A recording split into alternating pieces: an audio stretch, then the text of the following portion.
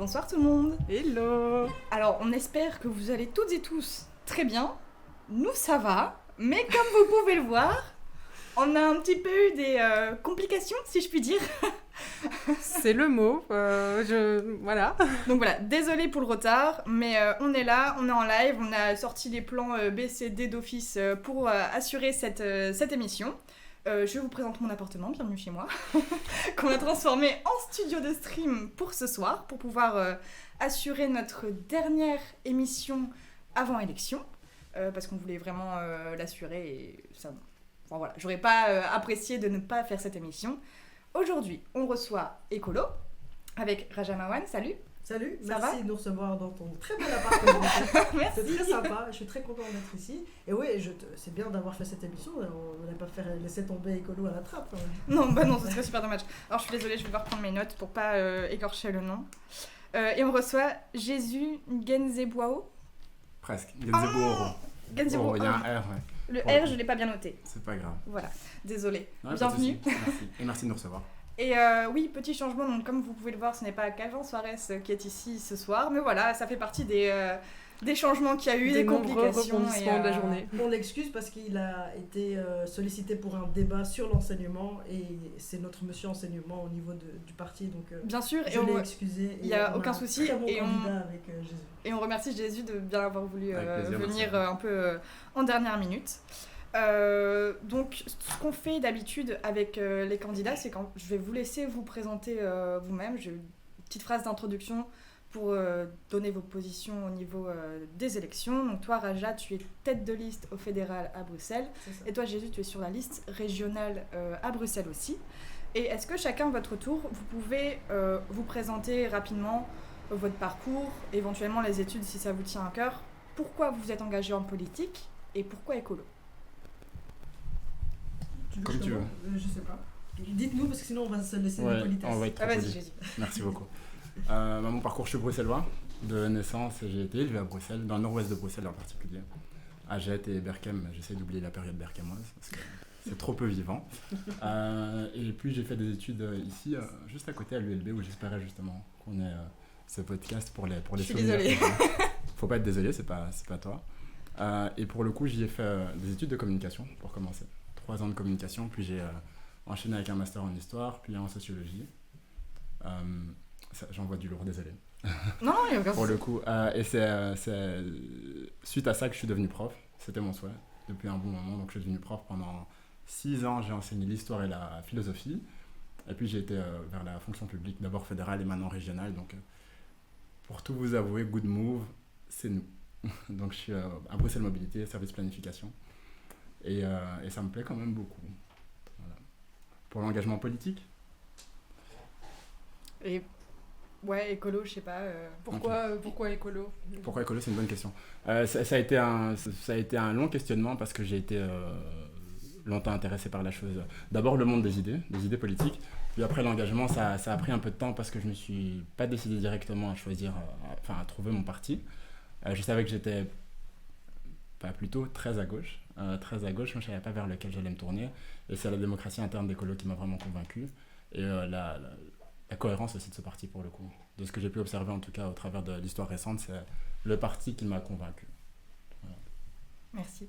J'ai oublié une petite précision quand même en me présentant, Raja, c'est de dire que tu es coprésidente d'Écolo. Accessoirement, désolée, c'est un petit détail que j'ai oublié, mais voilà, je tenais... J'allais le dire dans ma présentation. Oui, non, mais t'as raison, sorry, mais je te laisse te présenter. Merci beaucoup. Donc, je suis Raja Mawan, je suis coprésidente d'Écolo et je suis également tête de Ouais, pas très liste stable. à la Chambre pour Bruxelles pour les élections fédérales. Avant d'être présidente, j'ai travaillé dans le secteur associatif, dans le secteur du dialogue interculturel, de la jeunesse également.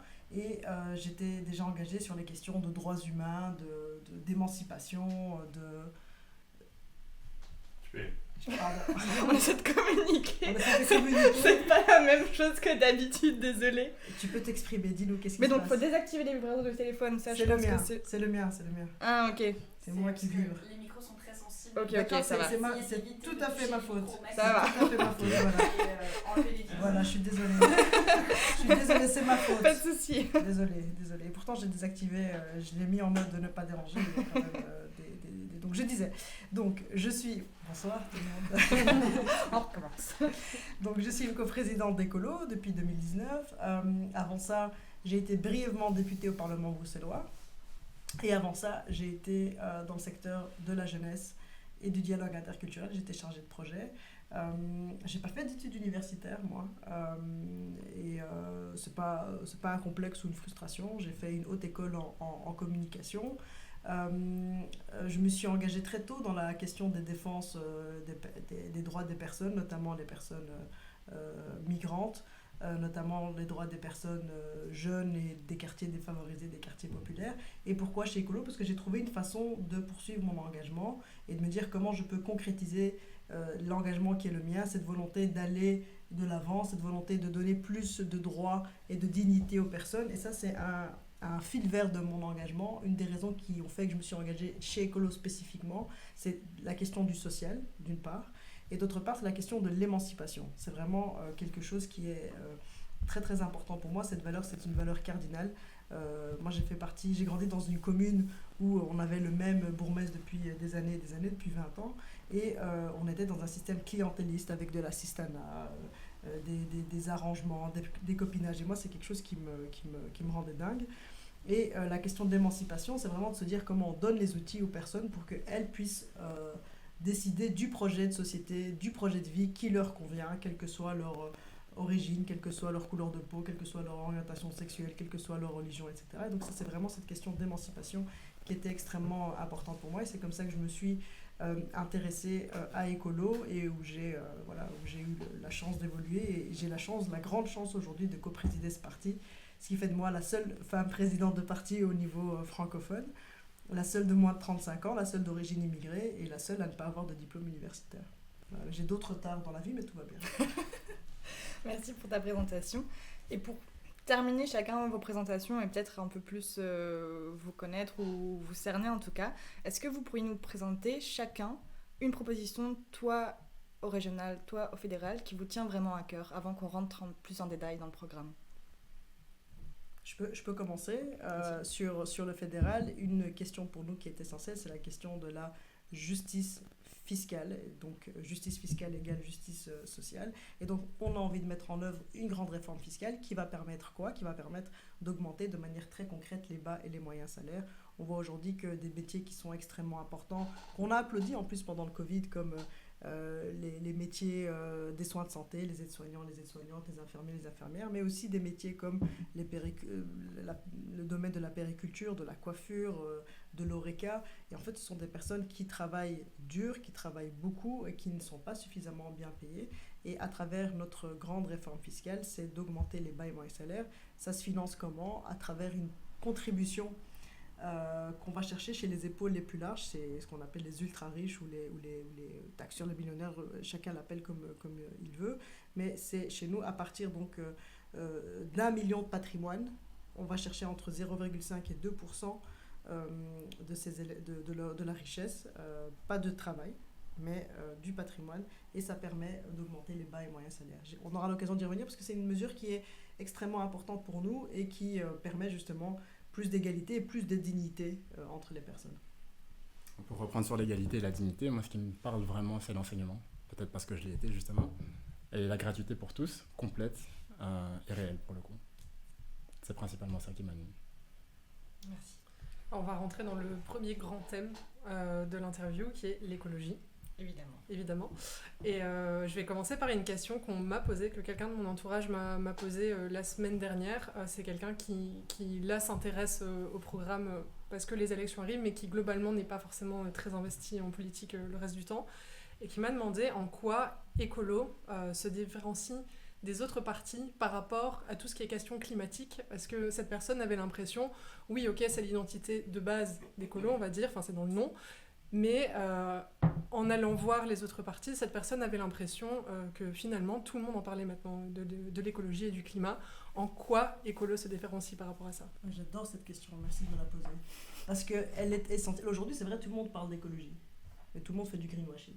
Tout le monde parle d'écologie, qui agit ? Les écologistes. Et on ne fait pas d'écologie sans les écologistes. Un exemple très clair, Paul Magnette, président du Parti socialiste, a écrit un super bouquin sur l'écosocialisme. On a parlé avec eux quand ils sont venus d'ailleurs. Les livres sont restés à Charleroi. Ils n'ont pas traversé le pays. Parce que les socialistes aujourd'hui nous disent à travers, par exemple, toute une série de mesures qui sont mises en place, notamment à travers la mobilité, j'imagine qu'on y reviendra à un moment donné sur Good Move, c'est une question éminemment sociale en fait. Et donc pourquoi, je me suis perdue dans mon raisonnement, mais j'y reviendrai tout à l'heure, mais pourquoi la différence, qu'est-ce qui différencie Écolo des autres? C'est que, 1, c'est notre ADN, 2, on est les maîtres à chat sur cette question, 3, on ne fait pas d'écologie sans les écologistes, et 4, on est les seuls à avoir intégré le fait que faire de l'écologie, c'est faire du social. On n'arrivera c'est ce que le PS revendique aussi. Oui, mais on n'arrivera pas à résoudre la crise sociale sans résoudre la crise climatique. Et donc c'est là où je reviens à mon raisonnement. Un exemple typiquement, aujourd'hui, l'une des communes les plus pauvres du pays, c'est Saint-Josse. Saint-Josse qui est extrêmement polluée parce qu'elle a à en sortir de petites ceintures. Aujourd'hui, selon que l'on soit né à Saint-Josse ou à Woluwe, il y a 5 ans de différence d'espérance de vie. 5 ans, c'est énorme. C'est énorme. Et ça, c'est une question éminemment sociale et éminemment climatique. Pourquoi on se bat pour réduire la pollution de l'air? C'est pas pour l'air. L'air, c'est l'air. C'est pour préserver. C'est pour préserver la vie sur Terre, la vie des humains, mais la vie aussi des animaux, des plantes, etc. C'est ça aussi le lien avec l'écologie. Quand on se bat contre la pollution de l'air, parce qu'il y a un chiffre moi, qui est effarant, à Bruxelles, les morts prématurées à cause de la mauvaise qualité de l'air, c'est jusqu'à 1000 décès par an, à Bruxelles seulement. Il y a jusqu'à 1000 personnes qui meurent à cause de la pollution de l'air. Et donc, on ne fait pas d'écologie sans les écologistes parce que nous avons intégré ce fait qu'il n'y aura pas de justice sociale sans justice climatique. Et c'est nous qui amenons à chaque fois ces éléments-là. Moi, je ne me bats pas pour la planète, elle va me survivre, comme tu disais. Elle sera là, elle était là avant nous, elle sera là après nous. C'est pour préserver la vie sur Terre qu'on se bat. On a des réactions dans le chat, merci à nos compères qui sont à côté. Il y a Jonas qui renvoie à, il dit l'excellente enquête de Médor, Bruxelles malade, qui compare quartier par quartier plusieurs caractéristiques statistiques. Et Augustin qui vous pose une question, est-ce que vous pensez être les plus radicaux sur les questions écolo, sur le nucléaire, la biodiversité, l'exposition peut-être à la pollution et pas l'explosion à la pollution? L'explosion de la pollution peut-être aussi. Oui, on est clairement les plus radicaux, on est clairement les plus à même d'agir là-dessus, et on le voit bien en fait, pendant des années où Écolo n'était pas au gouvernement, il n'y a aucune décision qui a été prise en termes d'écologie. Vous pensez que c'est parce que Écolo est entre au gouvernement que ça a changé? Mais évidemment, c'est évident. Par exemple, au niveau du gouvernement fédéral, on n'était pas au pouvoir entre 2003 et 2020. Et il n'y a rien qui a été fait en termes de mobilité pour réinvestir dans le rail et dans la mobilité douce. Il n'y a rien qui a été fait en termes énergétiques pour développer des énergies renouvelables. Il n'y a rien qui a été fait sur ces éléments pour arrêter justement l'usage de pesticides et de substances chimiques désastreuses pour la santé des gens, pour la santé de la planète aussi. Et donc effectivement, il y a des choses qui sont faites quand les écologistes sont au pouvoir, et on le voit. Un exemple, à Bruxelles, avec toutes les politiques de mobilité qui sont mises, on remarque dans certains quartiers une amélioration concrète de la qualité de l'air. Et donc effectivement, on est les plus radicaux, mais surtout, on a des résultats qui sont concrets et qui montrent qu'on va dans la bonne direction. Et justement, à ce propos, un des premiers points de votre programme, c'est atteindre l'objectif d'atteindre la neutralité carbone en 2050. Concrètement, comment on y arrive ? Concrètement, comment on y arrive, cette neutralité carbone? D'abord, c'est de dire que c'est une trajectoire européenne qui nous est aussi qui nous est imposée au niveau européen, et c'est quelque chose vers lequel nous on veut aller. Et je frotte avec ma montre, c'est ça? Non. Tu veux que je tourne le micro? Voilà. Ok. C'est très participatif cette émission ce soir. Voilà. Mais du coup, quand Margot prendra la parole, elle devra se pencher sur moi. On sera peut-être un peu trop proche, je suis désolée. C'est pas grave. Écoute, je sens bon, je crois. Donc ça va. Quelle était la question? Oui, la neutralité carbone, effectivement. Donc c'est d'engager la Belgique sur les rails de cette transition en passant par un mix énergétique pour justement arriver... Attends, je vais la refaire parce que j'ai dit n'importe quoi. J'ai juste mélangé des mots. C'est pas grave, on reprend. Je reprends. J'ai été perturbée par le micro. Anyway, là, effectivement, la question de la neutralité carbone, elle est extrêmement importante. Et pour nous, c'est vraiment de nous engager vers ce chemin pour arriver vers cette neutralité carbone. Comment? En se lançant dans ce qu'on appelle la transition écologique et solidaire. Et pour nous, cette transition, elle doit surtout ne laisser personne au bord de la route. C'est-à-dire, elle doit pouvoir aussi répondre à des impératifs sociaux et pouvoir aussi emmener des personnes qui sont les plus défavorisées et les plus précarisées. Comment on y arrive? C'est en réduisant les émissions de gaz à effet de serre. Comment? Notamment à travers l'isolation et la rénovation du bâti. À Bruxelles, on le voit, le ministre Marron, par exemple, a investi des dizaines de millions d'euros pour justement améliorer le bâti qui est assez vieux en fait et plutôt vieillissant à Bruxelles et pour justement améliorer les performances énergétiques. On le fait en investissant davantage dans les transports en commun pour diminuer la part de la voiture notamment. On le fait en développant le rail pour qu'il y ait une vraie alternative au voyage en avion, même si parfois on ne peut pas se passer de l'avion, il faut quand même continuer à développer le rail qui est aussi une façon de voyager et de permettre de réduire les émissions de gaz à effet de serre. Et donc c'est toute une série d'éléments qui sont mis en place pour arriver justement à cette neutralité carbone. Et c'est aussi à travers un mix énergétique justement, puisque la question de l'énergie, elle reste extrêmement importante, et de faire en sorte de développer davantage dans le renouvelable. Aujourd'hui, avec le gouvernement Vivaldi, on a triplé l'investissement dans l'éolien offshore, ce qui fait qu'on est un des leaders mondiaux dans l'éolien offshore. Voilà, je ne vais pas être trop longue et trop technique de toute façon, parce que... Pas de souci. Et justement, n'hésite pas à me dire si tu veux enchaîner ou... Et toi non plus, n'hésite pas à me dire si tu veux enchaîner. Tu maîtrises, voilà. J'ai peut-être juste une question par rapport à ça. Si on mise sur le renouvelable, comment est-ce qu'on assure l'approvisionnement énergétique, qu'on s'assure qu'il n'y a pas une coupure à un moment ou que tout le monde en a assez? On aimerait avoir du 100% renouvelable à l'horizon 2050 également. Oui, à l'horizon 2050. On aimerait bien y arriver effectivement, et je pense que c'est un objectif qui est atteignable et beaucoup d'études démontrent que c'est possible. Par contre, pour y arriver, on ne fait pas ça du jour au lendemain. Ça se prévoit. Gouverner, c'est prévoir, et donc il faut prévoir ça, il faut investir. Et donc c'est ce qu'on fait en investissant davantage dans les énergies renouvelables, en investissant davantage dans l'éolien offshore, dans le développement de différents types d'énergie, dans le photovoltaïque, etc., pour justement y arriver. Ça nous permet en fait, d'une part, de garantir une indépendance aussi énergétique. On l'a vu aujourd'hui avec la guerre en Ukraine, dès que Poutine a commencé à menacer de fermer les robinets en énergie. On a vu l'explosion des factures d'énergie.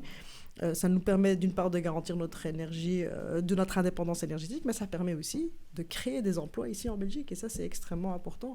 On voit que le secteur vert est créateur d'emplois. On peut créer jusqu'à des dizaines de milliers de jobs. Et ça permet, ça fait le lien avec l'enseignement aussi, à travers ça, de revaloriser en fait les filières professionnalisantes, de revaloriser les filières qualifiantes. Aujourd'hui, on voit quand des gamins ont tendance à être un peu turbulents en classe ou quoi, alors on le dit, toi tu vas aller en professionnel, en dévalorisant ça, alors qu'en fait, aujourd'hui, ces métiers sont des métiers d'avenir et il faut pouvoir revaloriser ça parce que c'est des métiers de la transition qui vont nous permettre aussi de nous en sortir. Et en matière de production et de stockage, c'est possible d'approvisionner toute la Belgique juste avec le renouvelable ? C'est possible.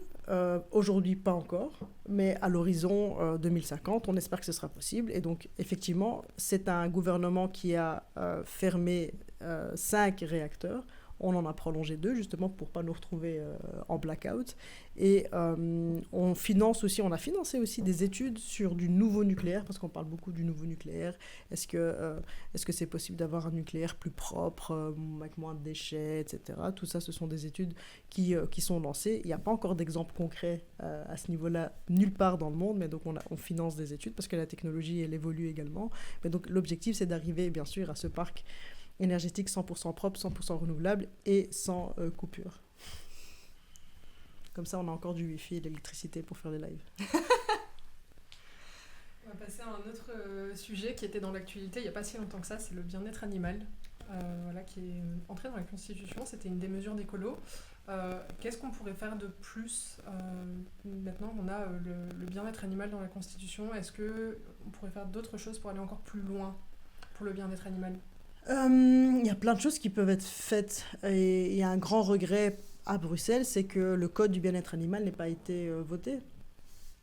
ça permettait d'avoir des avancées concrètes en termes de vie et de respect des animaux. Je l'ai dit, moi, chez Écolo, chez nous, on se bat pas que pour la planète, on se bat pour préserver la vie, et la vie, c'est aussi la vie des animaux. Et préserver la vie des animaux, c'est d'une part s'occuper d'eux et de leur bien-être, de leur naissance à leur mort. Et donc, bien sûr, il y a différentes choses qu'on peut mettre en place. En Wallonie, par exemple, Céline Tellier, qui est la ministre de l'Environnement, elle a mis en place un permis pour avoir un animal de compagnie. Est-ce que c'est vraiment efficace ? Eh ben, je pense qu'en fait, il y a certaines personnes qui ne se rendent pas compte qu'avoir un chat, avoir un chien, en fait, c'est en fait un investissement en temps. Ça demande une certaine logistique, ça demande une certaine attention. Le nombre de chiens malheureux parce qu'ils sont enfermés toute la journée tout seuls à l'appart ou dans une maison qui ont des problèmes de santé, etc. Effectivement, oui, c'est des mesures efficaces et on le voit en Wallonie. Un autre élément qu'on peut faire, c'est justement aussi diminuer notre consommation de viande.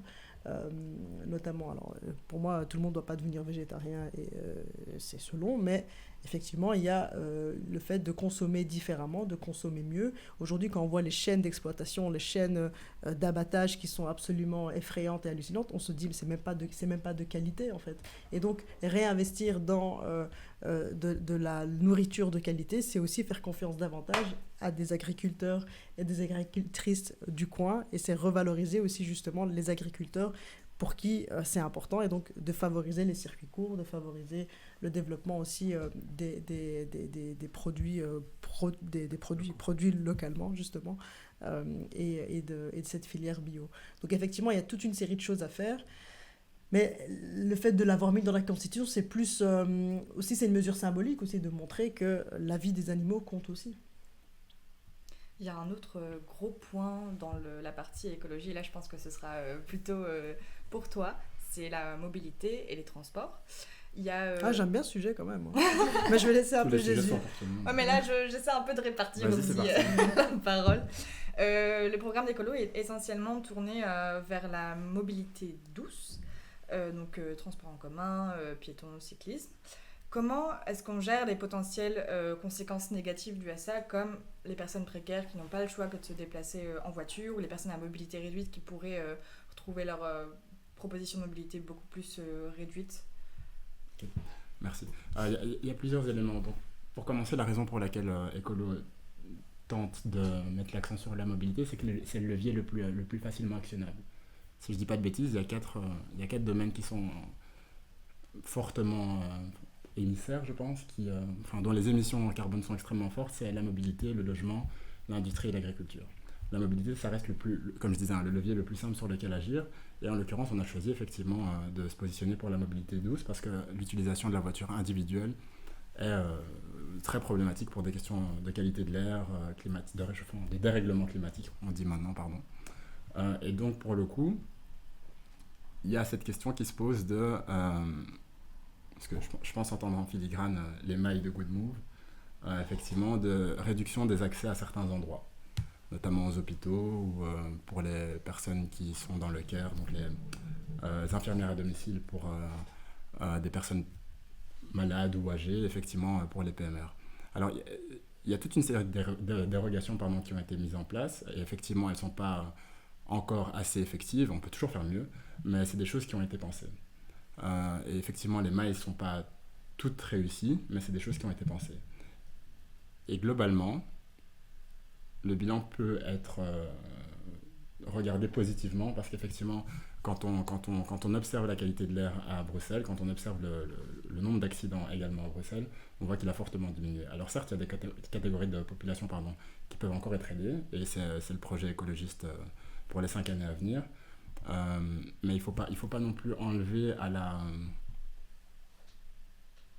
au bienfait de ce projet, on va dire, tout ce qui a été fait ces 5 dernières années. Et pour compléter, effectivement, comme tu disais Jésus, on peut voir positivement ce qui a été fait par les écologistes. Quand on voit qu'aujourd'hui, jusqu'à 25 ans, on paye 1 euro par mois les transports en commun, quand on les paye jusqu'à 1 euro, on les paye 1 euro par mois aussi pour les plus de 65 ans. Et ça tend à Bruxelles qu'en Wallonie, à l'initiative de ministres écologistes, c'est des choses qui sont positives. Donc effectivement, pour nous, la question de la mobilité, c'est aussi une question de liberté. Aujourd'hui, il y a toute une série de personnes qui sont obligées d'utiliser leur voiture parce qu'elles n'ont pas le choix, parce qu'elles ont une voiture de société, parce qu'elles elles n'ont pas la possibilité de prendre autre chose. Et donc pour nous, c'est vraiment de libérer ces choix et de se dire, voilà, on ouvre toutes les portes, toutes les possibilités pour les personnes de se déplacer et elles prendront le transport qui leur convient le mieux.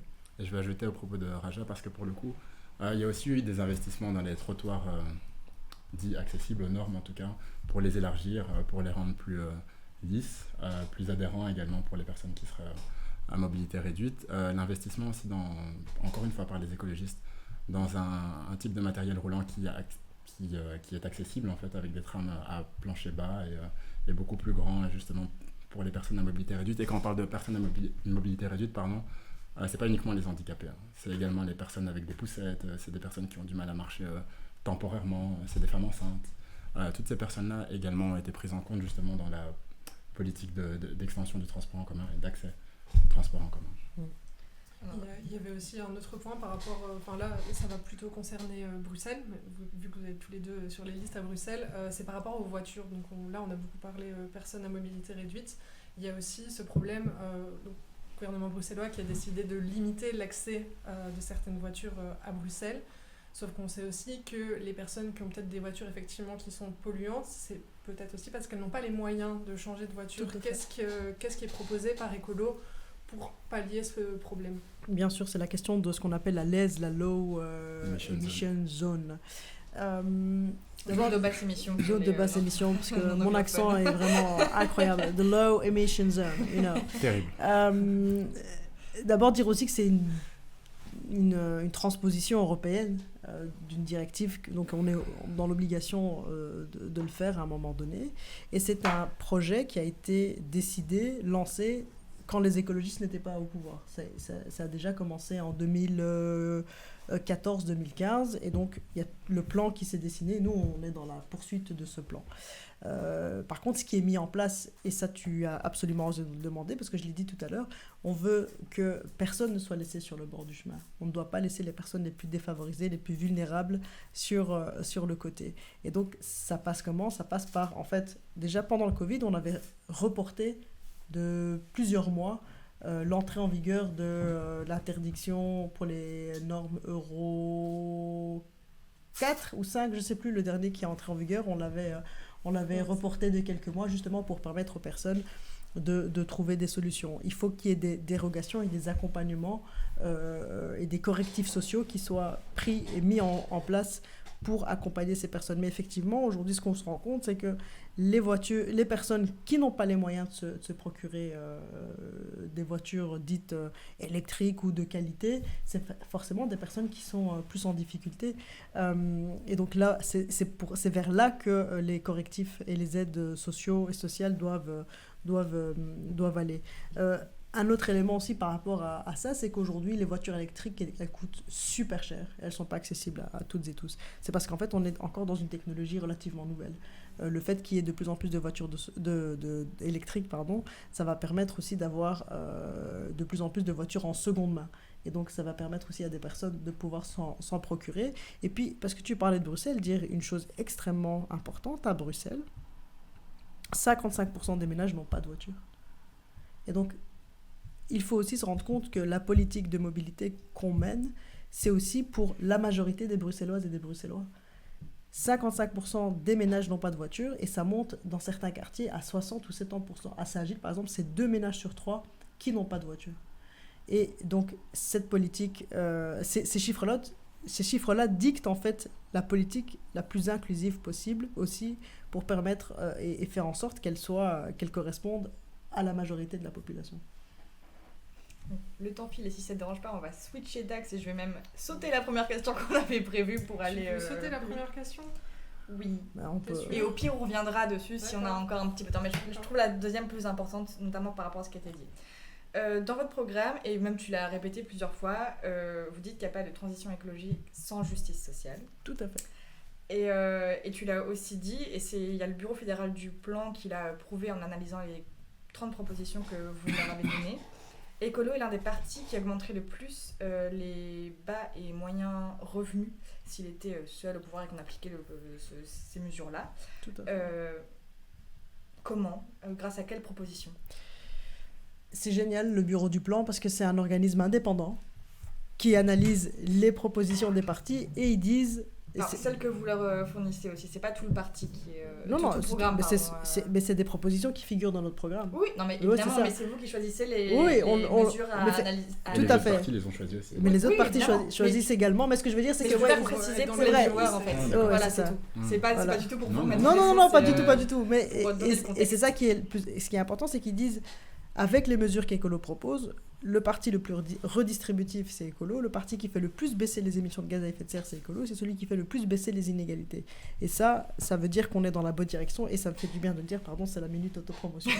Voilà. Après, je réponds à ta question. Effectivement, comment j'ai parlé de cette réforme fiscale qui est pour nous importante et qui est une clé très très précieuse pour aller chercher de l'argent là où il existe. On parle beaucoup du nerf de la guerre, la question des budgets. La question des budgets, c'est des choix politiques.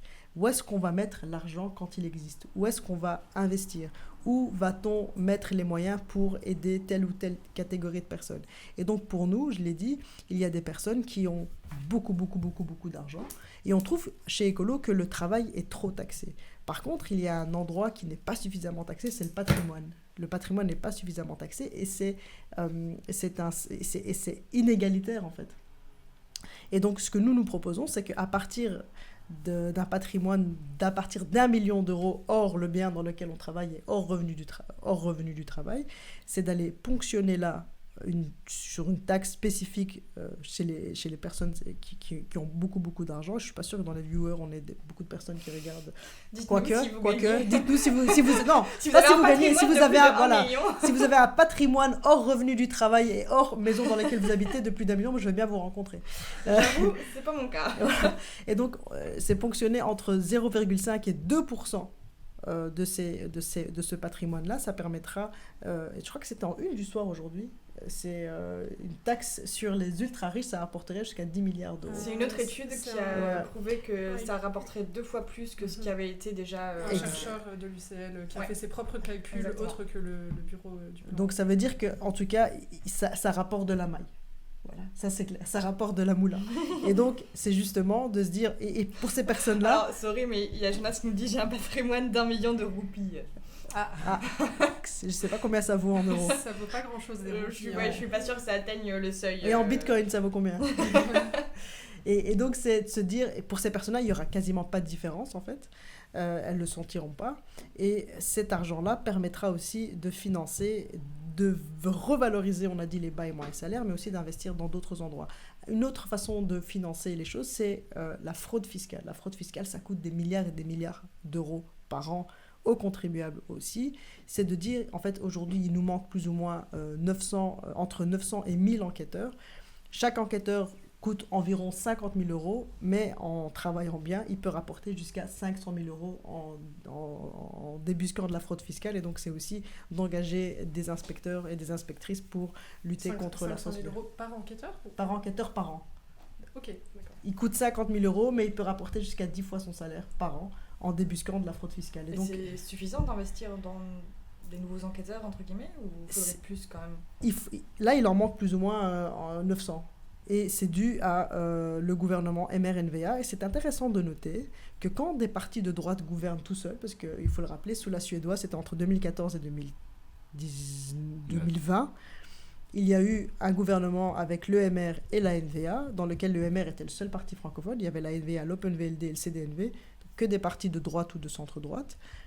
C'est intéressant de noter que c'est le gouvernement qui a beaucoup désinvesti dans la justice, dans la police, et donc dans la multiplication, enfin dans l'engagement des inspecteurs et des inspectrices qui auraient pu rapporter beaucoup d'argent en débusquant de la fraude fiscale. Et donc ça, c'est extrêmement important pour nous. Et c'est c'est cocasse de souligner, de dire, on parle beaucoup d'écologie, mais aussi, on parle aussi de beaucoup de social.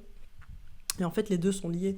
Il n'y aura pas de justice sociale sans justice climatique, et il n'y aura pas de justice climatique sans justice sociale. Les deux sont extrêmement liés, et voilà, je voulais juste le souligner. Ça fait un beau slogan. Du coup, on peut le répéter, hein. Il n'y aura pas de justice climatique sans justice sociale. Moi, j'ai quand même très envie de poser la première Je t'en question, prie. Margot. Je t'en prie. Ça m'embête beaucoup Tu qu'elle creras saute, une autre. parce que c'est quelque chose qu'on a abordé aussi avec les autres parties qui sont passées dans l'émission. Et on a un peu parlé de rénovation du bâti tout à l'heure. Moi aussi, logiquement, on parle de rénovation du bâti, surtout à Bruxelles. Ça donne une valeur supplémentaire à un bâtiment, parce que clairement, à Bruxelles, c'est un sacré luxe de vivre dans un logement isolé. Et je pense que tout le monde est plus ou moins touché par ça, Voilà. que ce soit lui-même ou des proches. Voilà. En Wallonie, il y a certaines régions, c'est le cas, mais à Bruxelles, c'est vraiment un gros problème. Et donc, comment on fait pour garantir des logements qui soient abordables et de qualité, surtout à Bruxelles, en prenant en compte que c'est très bien de rénover, mais il y a des chances que ça fasse augmenter le prix des loyers s'il n'y a pas de régulation. Il y a plusieurs questions dans ta question. Je vais essayer de structurer. La première, c'est de dire, en fait, la question du logement, elle est centrale, elle est essentielle. Et en fait, avec un logement pas de qualité, un logement insalubre, un logement qui n'est pas adapté, ça cause aussi beaucoup de problèmes. Combien de familles habitent dans des logements trop petits ? Combien de familles, combien d'enfants n'ont pas d'endroit où étudier, où se reposer, où échanger. Et donc, effectivement, la question du logement, elle est éminemment centrale. On fait partie d'un gouvernement à Bruxelles qui a beaucoup investi dans la question du logement social, parce qu'il y a 50 000 personnes qui sont en attente. Mais effectivement, ce qu'il faut rendre, c'est rendre les logements les plus accessibles possibles. Comment ? Notamment en encadrant les loyers. Nous, on pousse à fond pour avoir une grille qui encadre les loyers et qu'on puisse les bloquer.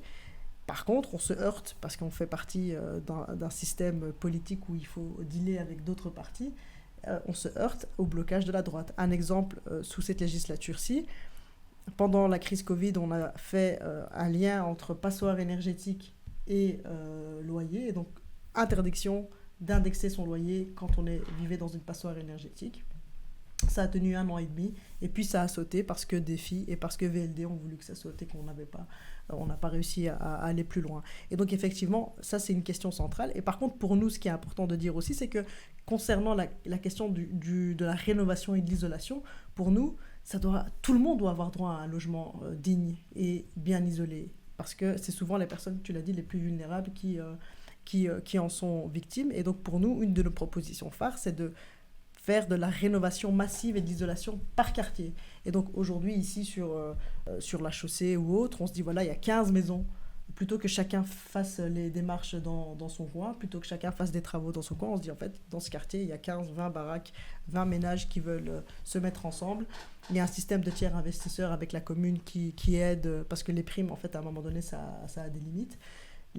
Avec la commune qui investit, et il y a un entrepreneur, il fait tous les travaux en même temps, il y a une seule démarche administrative à faire et pas chacun dans son coin, et ça permet d'aller plus vite. Et effectivement, et c'est là aussi où ça intervient à ta deuxième question, de dire comment faire en sorte qu'une fois qu'on a amélioré le logement et que en fait, le PEB est amélioré, comment faire en sorte que les propriétaires n'augmente pas, et c'est là où intervient la question de l'encadrement des loyers.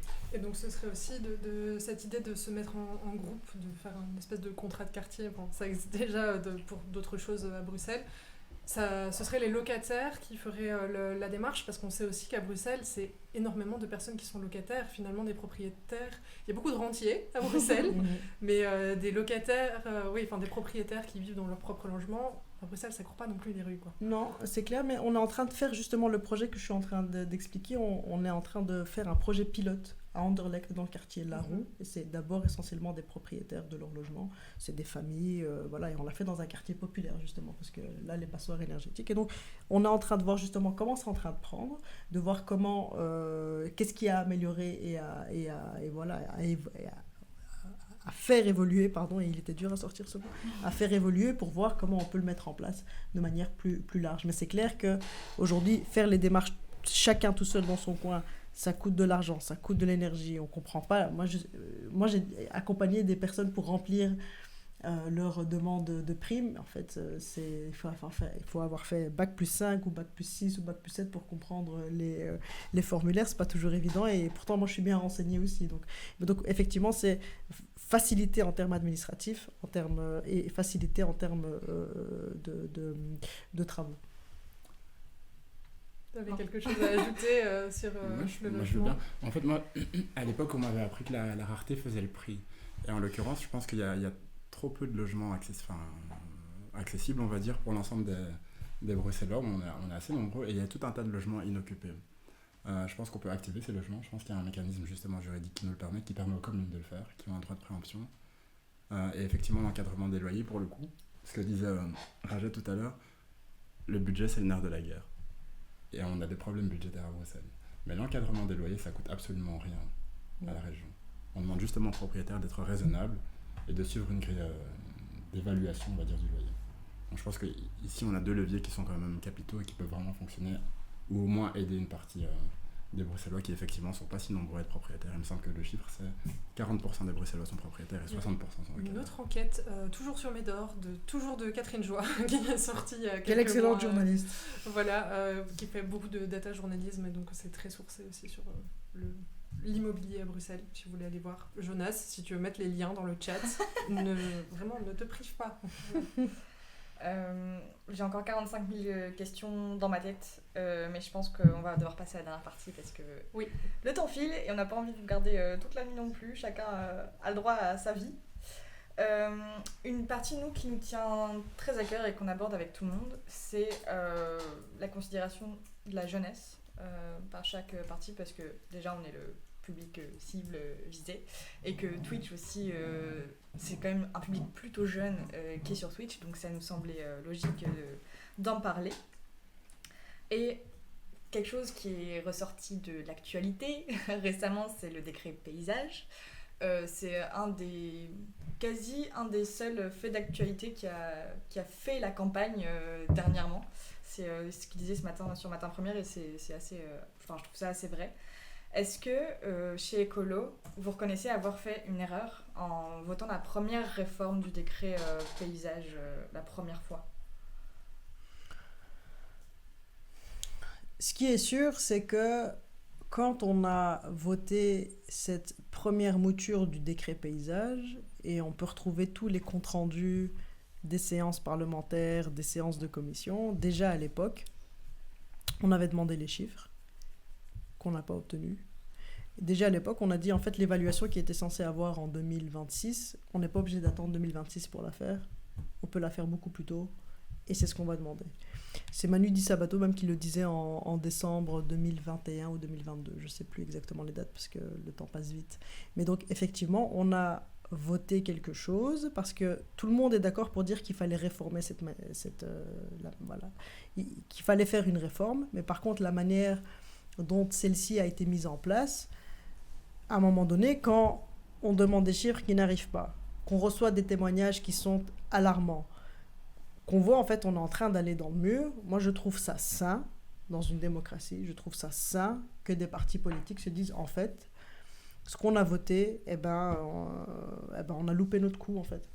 Et je trouve pas ça électoraliste, je trouve pas ça problématique, je trouve que c'est sain que des personnes reconnaissent leurs erreurs d'appréciation ou la manière dont les choses se sont embranchées et enclenchées, et de se dire voilà on recule et on fait autre chose.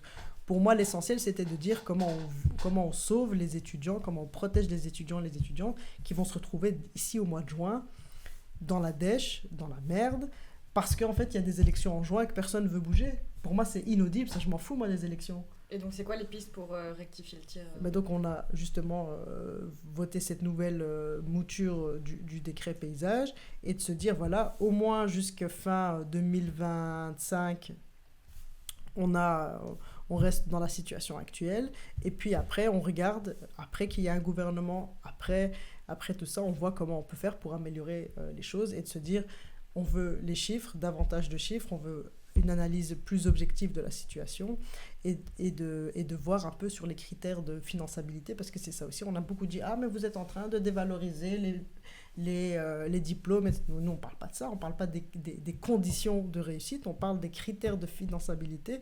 Et d'ailleurs on s'en fout en fait que tu aies fait un master en 5 ans ou en 4 ou en 5 ans, on s'en fout. Quand tu reçois un CV et quand tu fais passer un entretien d'embauche à quelqu'un, tu lui demandes c'est quoi ton diplôme, tu lui dis pas tu l'as eu en combien d'années ton diplôme. C'est vrai, non? Oui, moi on m'a jamais posé la question. Bah oui, mais c'est vrai, mais on ne pose pas la question combien de temps tu as pris pour faire tes études. On constate que tu as un diplôme en ingénieur, en biologie, en communication, en journalisme, mais on ne te demande pas combien de temps tu as fait tes études. Et donc c'est pour ça que pour nous, c'était important de mettre un stop et de corriger ce qui pouvait être corrigé, ce qui pouvait être sauvé, compte tenu qu'il va y avoir des élections dans 17 jours maintenant, et que les négociations vont commencer, et puis ça va prendre du temps. Et pour nous, c'était important de ne pas laisser les étudiantes dans la merde. Il y a Augustin qui demande, pas de souci, si les chiffres sur le taux d'échec évoluent, est-ce que vous remodifierez la réforme de la réforme? Et donc c'est bien ce que je dis. Pour le moment, on est dans un... Donc on gèle on a voté cette réforme pour aider les étudiants jusqu'à fin 2025. Et puis, un gouvernement va se lancer après juin 2024 avec, j'espère, des chiffres, avec des sources, avec des études plus objectives. Et là, il faudra voir comment on fait en sorte pour que les étudiants et les étudiantes puissent eux-mêmes et elles-mêmes se choisir leur avenir. Donc, si je donne une image, on va dire, de la situation actuellement, on a freiné et on attend de voir avant de choisir une direction et de réinitialiser le GPS. On a freiné et moi je fais beaucoup de terrain en ce moment et les étudiants me disent merci en fait. Merci parce que je peux passer mes examens, merci parce qu'en fait je vais pas me retrouver exclu là tout de suite et ça peut me permettre de me donner un peu d'air. Et donc on a freiné, mais on a enclenché, puisque à côté de ça, ce qu'on a voté aussi, c'est un investissement de 5 millions pour justement réinvestir dans l'enseignement supérieur et dans les études universitaires. Donc il y a d'autres choses qui ont été décidées. C'est pas juste un freinage, c'est aussi de se dire comment on analyse la situation. Et une fois qu'on sera sorti de cette fièvre électorale, parce que ça donne des poussées de fièvre à beaucoup de personnes, les élections.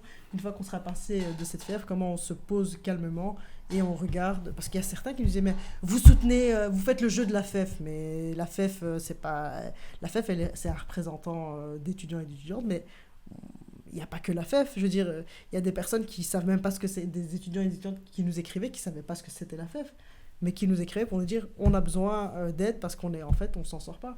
Et donc c'est surtout ça qu'on a voulu faire, c'est donner de l'oxygène et de se donner un peu de perspective aux étudiants et aux étudiantes.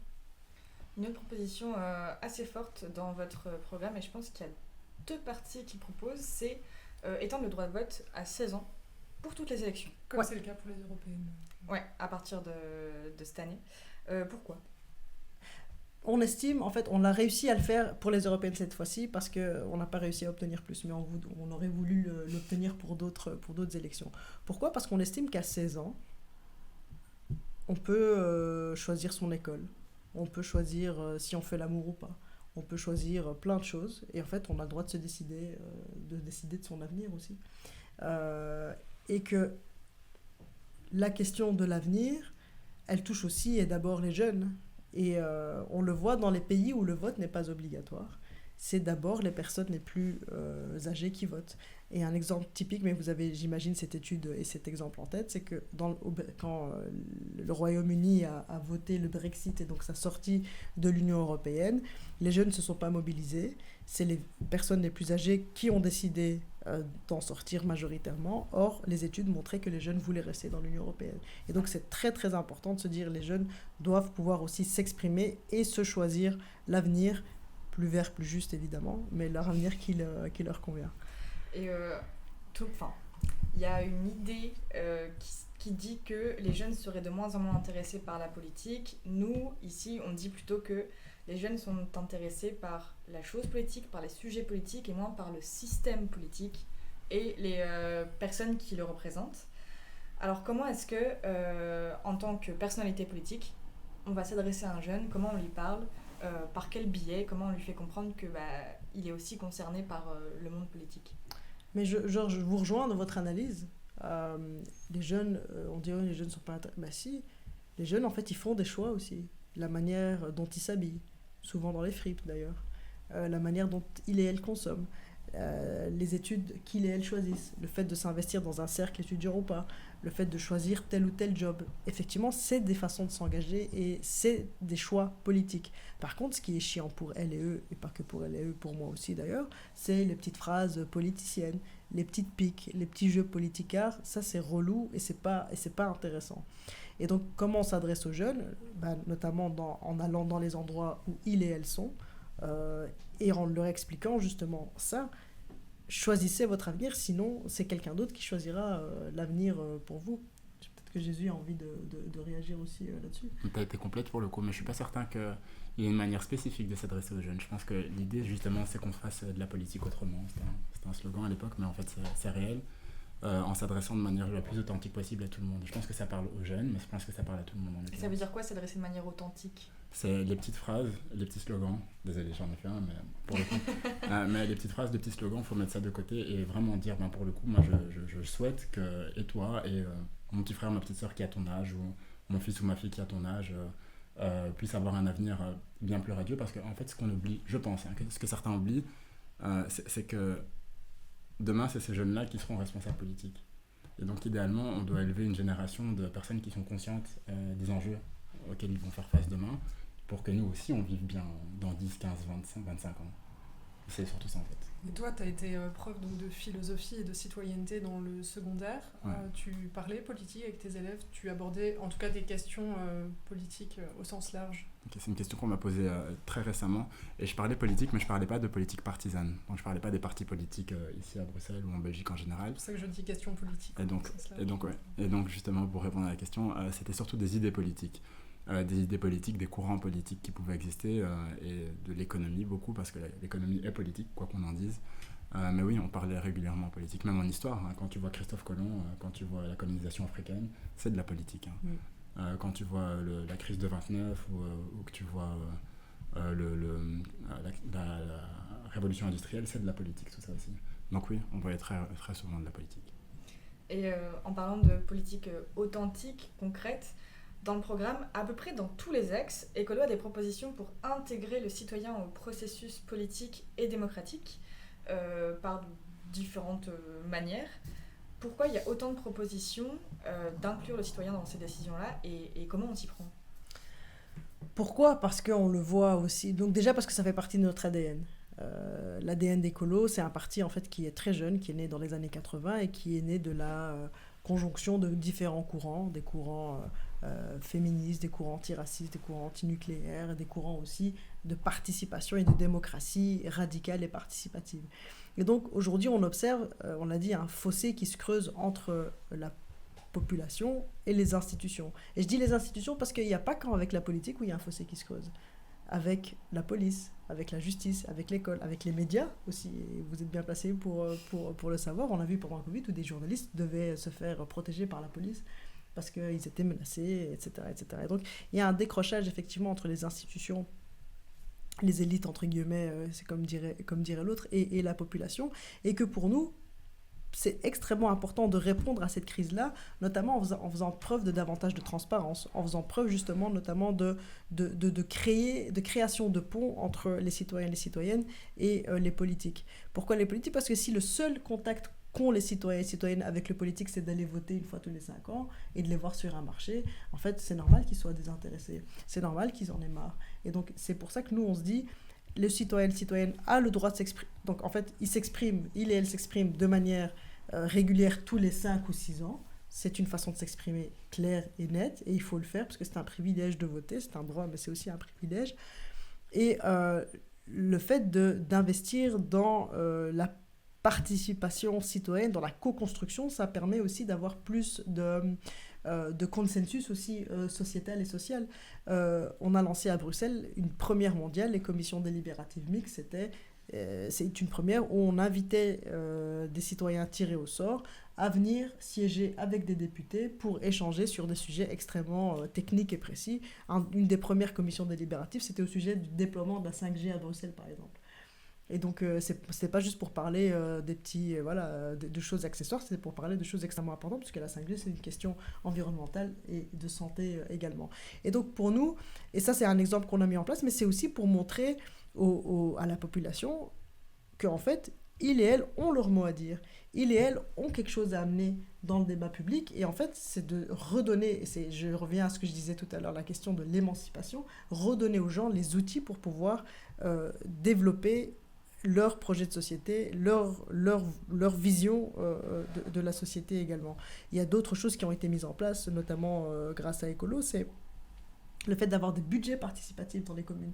Dans les communes, on se dit en fait, à Etterbeek notamment, où il y a un échevin de la participation écolo, on dit en fait, on a 15 000 €, voilà, on veut mettre en place un projet au sein de la commune, on vous consulte et dites-nous ce que vous voulez qu'on fasse, à quel endroit. Et donc c'est les citoyens qui donnent leur avis sur la répartition du budget ? Non, mais qui gèrent aussi ce budget. Okay. Voilà, donc c'est vraiment la question de la gestion d'un budget participatif, et c'est super parce que toutes ces expériences-là, notamment les commissions délibératives, ce genre de choses, montrent en fait, ça permet de résorber et de réduire ce fossé qui se creuse entre les citoyens et les citoyennes et la chose publique, parce que il y a aussi une image, les gens ont parfois une image des politiques comme si c'était des surhumains, des surpuissants, totalement déconnectés. Alors, certains se donnent cette image-là, effectivement. Mais charge à nous aussi, et c'est pour ça que c'est important d'avoir des profils comme Jésus ou comme moi dans les instances politiques, de montrer en fait, la politique c'est pour tout le monde.